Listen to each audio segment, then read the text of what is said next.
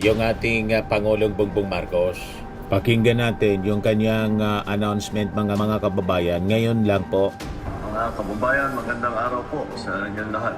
Meron lang po akong update tungkol sa DILG Secretary John Vic Remulla nagsabi na si Congressman Eric Yap ng Benguet may be the first to be arrested over flood control mess. Sabi dito sa report ng Manila Standard, Benguet Representative Eric Yap could be the first sitting congressman to be arrested in connection with the questionable flood control project, sabi ni John Vic Remulla, citing conclusive financial exchange. Also on Thursday, kanina po, si Atty. Palad in Pyra Lucas ng United Filipino Against Crime and Corruption or UPAC accused former presidential spokesperson Harry Roque of land grabbing. The nagbabagang mga balita at pagtalakay sa mga isyu ng lipunan. Bulsa, opinyon, banat at paglalantad sa katotohanan. Bulsa, what you see is what you get. You decide. Ito po mga kababayan, may importanteng announcement yung ating Pangulong Bongbong Marcos. Pakinggan natin yung kanyang announcement mga kababayan. Ngayon lang po. mga kababayan, magandang araw po sa inyong lahat.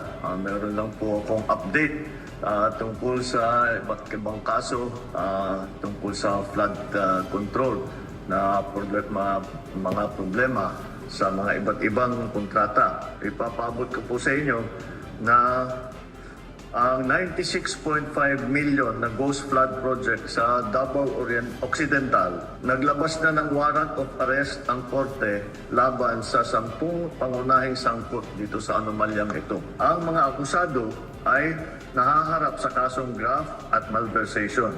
Ito pong mga kasong ito, hindi po bailable ito. Hindi pwedeng bayaran ang kanilang para sila makalabas sa kulungan. Kabilang na po rito si Sara Diskaya na sa kasalukuyan ay nasa kustodiya ng NBI. Bukod dito, may 8 opisyal pa ng DPWH ang nagpahayag na kagustuhan nilang sumuko. Ito po ay patuloy namin ang gagawin at simula lang po ito at patuloy namin ito imbestigahan at kakasuhan lahat po ng may kinalaman sa mga iskandalo na nakikita natin sa mga flood control project. At titiyakin po natin na hindi lamang sila ay makakasuhan kundi maibalik ang pera ng ating mga binayad ng ating mga kababayan ay ibalik sa kaba ng ating bansa. At maraming salamat po at magandang araw po sa inyo. So non-bailable po kasama sa sa may arrest warrant si Sara Diskaya. So nasa custody na ng NBI, hindi na makakalabas. Diretso nang makukulong mga kababayan kasi non-bailable siya.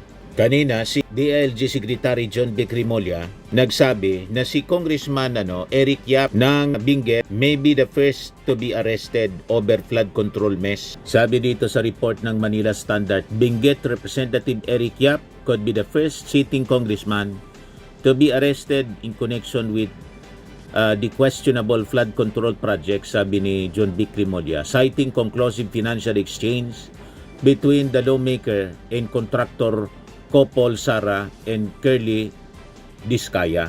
Sabi ni John Vic Remulla, si Yap is among the 20 members of the House of Representatives who could face jail time by January, although only half have direct links to the Diskayas and other contractors.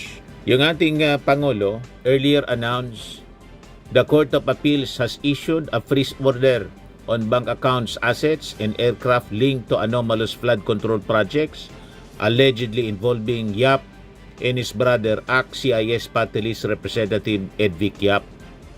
Mr. Marcos said the order also covers properties of Silver Wolves Construction Corporation, which has been linked to unfinished flood control projects in La Union. The Ombudsman earlier said the Benguet lawmaker is the beneficial owner nitong Silver Wolves, although he reportedly divested a few years ago. More than 16 billion flowed through Silver Wolves transaction between 2022 and 2025, and most of which, sabi dito sa balita, tied to DPWH flood control contracts, and some 280 bank accounts have been frozen along with 22 insurance policies, 3 securities accounts, and 8 aircraft including airplanes, helicopters linked to Skyyard Aviation. Makikita ninyo kung gaano kaseryoso yung ating Pangulong Bongbong Marcos na papanagutin at bawiin po yung mga nanakaw na pundo ng ating gobyerno. Ngayon, idagdag ko na rin itong balita ngayon, mga kababayan. In another story, mga breaking news ito ngayon, Madriaga Camp denies coordinated attack versus Sara Duterte. Sabi dito sa report ng GMA News Online. Sabi po ni Attorney Raymond Palad, si Madriaga is not behind sa post-coordinated efforts para siraan si Sara at walang kinalaman dito sa graft and plunder complaints filed ng grupo po ng mga civil society groups and church leaders. Yung final ni Father Flavi Villanueva, dating Finance Undersecretary Shilo Magno, Father Robert Reyes, and other civil society group laban kay Sara Duterte over the alleged misuse ng 612.5 million confidential funds. Malinaw na po, walang kinalaman daw. Hindi konektado ito. Ibang grupo man yun eh. Sabi ni Atty. Palad, we are not in touch with those who filed a plunder complaint. If you read his affidavit niya, these are not related to COA findings. The plunder complainants are about COA findings. The 73 million notice of disallowance. The COA issued to the Vice President the use of 125 million pesos in 11 days, sabi po ni Palad. Lahat niya itong allegations in the plunder complaint are not in the affidavit of Madriaga. So to those saying we are part of the coordinated efforts against the Vice President, that the palace is behind this, we won't be able to do this together. Kahit i-check mo ang pangalan ko, hindi ako lawyer ng politiko. Hindi rin ako nagrarally for against a candidate. Malinaw na po. Walang kinalaman itong affidavit ni Madriaga doon sa final na plunder case, malversation, graft and bribery ng mga church leader. Also on Thursday, kanina po, si Atty. Palad and Pyra Lucas ng United Filipino Against Crime and Corruption or UPAC accused former presidential spokesperson Harry Roque of land grabbing the property of at least 75 families sa Bataan. Ito po ang katibayan. Mayroon po kaming mga dokumento na bigla na lang po nakansila ang kanilang mga titulo at napunta sa kumpanya ni Harry Roque at Myla Roque. Walang pinirma ni yung ibang farmers. Yung abogado nila ay inambos, sabi po ni Lucas. In response, buwelta ni Atty. Roque, ready daw siya to face these alleged rehashed allegations. Let him file the appropriate case and I will meet him head-on. The recycled land grabbing accusations coming from the counsel of convicted kidnapper Ramil Madriaga should finally be laid to rest. If I had committed any such act, the proper case would be civil in nature and should have been filed in the proper forum, sabi ni Atty. Roque. Ready kang harapin yung kaso mo ngang qualified human trafficking, hindi mo maninarap. Nandyan ka pa rin sa dahig, hindi ka man umuwi dito. Pari-parehas kayo.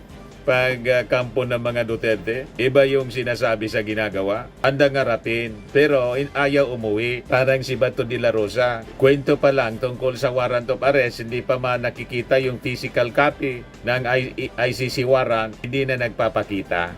Pero sabi niya, make my day, Mr. Trillanes, kahit sumama ka pa sa pagpusa sa akin, si Atty. Roque, anda daw niyang harapin. Paano mo maharap yung kaso? Nandyan ka, hindi ka man umuwi. Anyway, wag na tayong maniniwala sa mga pinagsasabi nila, lalo ni Atty. Roque, kasi bali-baliktad po yung kanyang mga pinagsasabi. Ayan man lang yung ating short video, mga kababayan. Ako po si Dante Maravillas. Bye-bye po. God bless. Firmax Firming and Lifting Cream, pinapahid po sa mga pulses in affected area. Mainam po sa paninigas ng mga kaso-kasuan.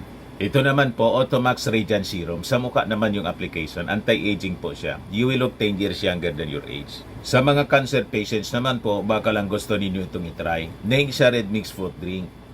Hindi mo po siya gamot, food supplement siya. Kaya lang, gawa siya mga kababayan sa goji berry. Yung goji berry may anti-cancer properties. O ngayon, yung mga inquiries ninyo, dumiritso na lang kayo sa aming messenger sa Facebook para masagot namin agad. Ayos pa, Ayos na ayos niya, Mr. Maravilla. Sa mga naghanap po ng malinis and spacious fitness gym, pumunta lang po kayo sa aming Colossal Fitness Gym. May Grab car rental din po kami. But anyway, ito po pala yung aming bagong product na binibenta online. I am worldwide amazing pure organic barley powdered drink mix from Australia. Negosyo to ng aking anak na architect entrepreneur Riz Maravillas. Ayan po. Kontakin na lang po ninyo siya, Riz Maravillas on Facebook.